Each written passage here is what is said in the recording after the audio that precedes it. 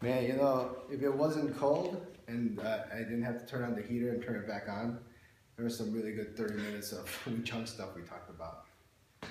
I'm sure we'll talk about some more. All right, what are we working on? Okay, now let's talk about a bit of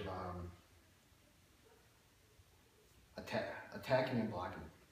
The concept of attacking and blocking in Wing Chun is the use of the triangle. But I think oftentimes we misinterpret the use of the triangle in the sense that we're thinking left side, right side, and vice versa. Okay, triangle means that you see the two hands functioning. And this triangle merges with Robert's triangle as well. But if you see application of use, you may see the triangle in use this way. There are two triangles merge. But if you see yourself losing the squareness of the triangle and shifting the sides of it, then technically it's still one hand. It'd be no different from a boxer going this way and so forth, okay? As opposed to a Wing Chun guy who ends up going left side, right side. That's why you need to maintain the triangle to go into your opponent and at the same time still have two hands functioning to it. So what's an example of that? Let's see. Okay, so for example, we're on this side, okay? And a lot of times you can see the triangle, make it like a visual. This is a triangle, right? You can see it this way. The triangle is going into it. The triangle, focus of the triangle is, think of it in the sense of like a push-up. This is his target line, is his center of gravity. But I don't think of it like if I wanna push Robert, I don't think of it this way, like I'm doing CPR on him, right? I'm actually thinking of pushing him this way. So while my triangle is aimed towards the center, the goal of the two hands functioning is aimed like this, like I'm pushing him this way, not in this manner. But a lot of times the difficulty in the Wing Chun person is they lose the function of, as far as, remember, we always function in terms of a sword and a shield, okay? But in the beginning, it's natural to always, it's a lot sexier to work with the sword than it is with the shield, because you think the shield doesn't have that much function to it. So it's not unusual that if we do something like a punch, a basic punch, the emphasis will be on the punch. And then it looks like, okay, you could say, here's a triangle. Don't I still have a triangle here when I do the punch? But you lose actually the function of the shield in this sense because I lose the squareness of it. So in other words, here's my body, right? Here's it being square. In other words, two hands functioning to go into that individual.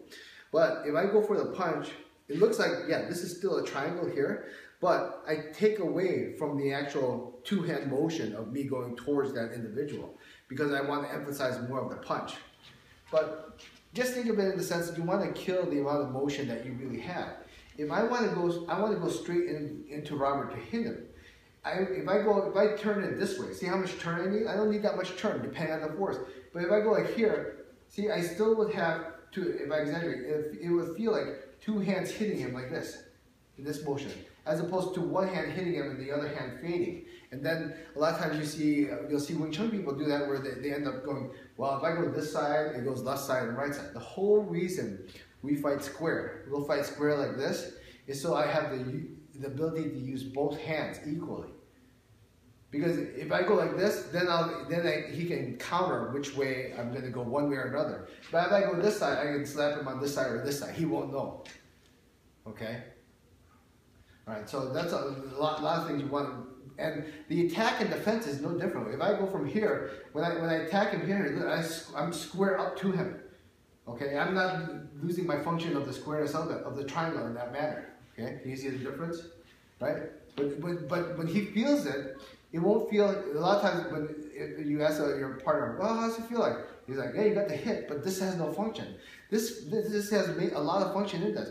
If I end up going like this and losing the control, I won't be able to block that. But technically, the reason Wing Chun functions with two hands, one hand control, one hand hit, not just for the hit. This control aspect is so I can make him stick to me. How can I make him stick to me? Because this balances off the structure. A lot of times people always judge, it's the hit, it's the hit, it's the hit. It's not the hit. Anyone can freaking hit. You can hit on day one. But I want to, the best example is when you see a hit so perfectly that balances the two structures as one, that's a perfect hit. Not, I hit him 10 times and now he's feeling it. okay? So what does that mean? So in other words, I can get a hit like this, but it won't do the damage. But if I get a hit where, let's say I'm hit, boom, and I bounce it off, then he'll take the full brunt of the hit, which I really want, as far as bouncing out. That's what you're developing every single time. But like I said, the focus is always on the attack, and that's not the case. Eventually, you'll look at it as the two hands functioning every single time. So if you see yourself doing a lot of Wing Chun where you're going left side, right side too obviously, like when I roll with Robert, right? We're rolling and I attack, boom. See, my two hands here. It doesn't, if I go like this, he knows it's got to be this side and this side.